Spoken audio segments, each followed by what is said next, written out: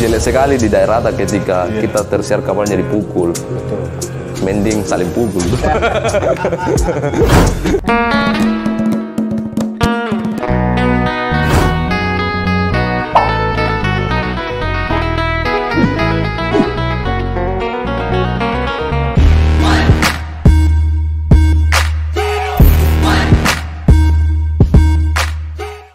Ya, jurnalis di Sulbar itu dianggap orang yang suka menakut-nakuti, yang selalu tukang minta-minta. Padahal itu sebenarnya keliru, pemahaman keliru. Ada saja beberapa oknum yang memanfaatkan hal seperti itu untuk meraup keuntungan. Kalau contoh saya sendiri itu menjadi jurnalis itu sudah seperti hobi. Maksudnya hobi. Ketika saya bekerja itu bisa dibilang saya tidak bisa capek. Makanya sesuatu yang kita sukai. Sesuatu yang disukai. Tapi apapun pekerjaan yang kalau disukai itu insya Allah lancar. Baru menariknya menjadi seorang jurnalis kan kita kita senantiasa belajar. Contoh ada biasa tanya, kau alumni apa?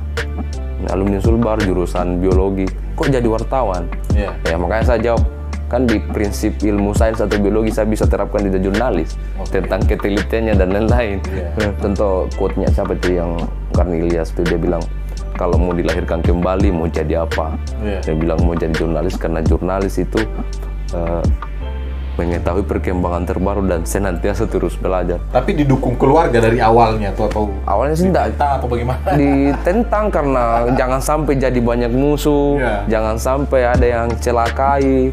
Terus saya jawab setiap pekerjaan punya resikonya. Jadi ketika kita bekerja sesuai kode etik, insya Allah tidak ada masalah. Tapi pernah tidak menghadapi resiko-resiko yang seperti tadi itu? Sudah beberapa kali sebenarnya. Pertama kali turun jadi wartawan itu sempat bermasalah sama oknum petugas karena ya kita kan jurnalis baru mau main serbut-serbut aja. Itu belum tahu ceritanya harus stay di mana, harus bagaimana. Baru kita juga belum dikenal. Kemudian yang paling ada yang bisa diceritakan salah satu hal yang mungkin sampai hari ini masih sangat membekas gitu? Iya, tahun lalu di salah satu masjid di Majene. Jadi itu hari saya mau meliput tentang itu kan pada saat pandemi, tahun pertama pandemi itu kan ada imbauan pemerintah termasuk Majelis Ulama agar tidak melaksanakan dulu sholat di masjid karena untuk physical distancing dan mencegah kerumunan agar pandemi bisa teratasi. Jadi itu malam saya mau meliput di salah satu tempat, tidak usah disebut namanya.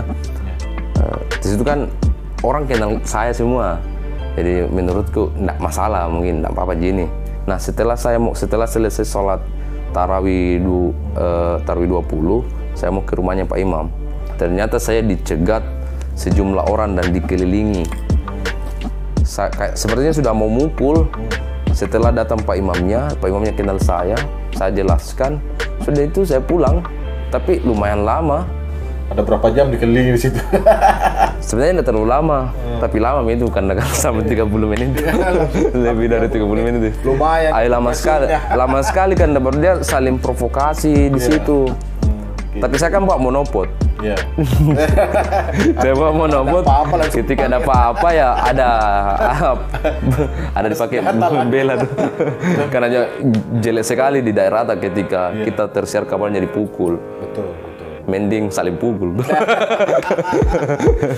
Karena biasanya jadi berani kalau terjebak. Memang di Sulawesi Barat itu kalau melihat dari indeks kebebasan pers itu masih sangat rata-rata banyak kasus di bawah ya, pemukulan, termasuk kemarin ada tahun lalu pembunuhan 2 tahun lalu ya? Iya, 2 tahun lalu. Meskipun demikian tidak terbukti bahwa ada kaitannya dengan profesinya. Tapi masyarakat di sana itu mereka sudah mulai menerima wartawan atau masih defensif atau takut? Bagaimana sih reaksinya? Kalau pengalamanku selama ini justru saya menganggap bahwa angka kekerasan jurnalis atau ada perlawanan dari warga atau ormas dan lain-lain itu akan meningkat angka kekerasan atau penghalang-halangannya terhadap pers ketika oknumnya sendiri kembali ke wartawannya.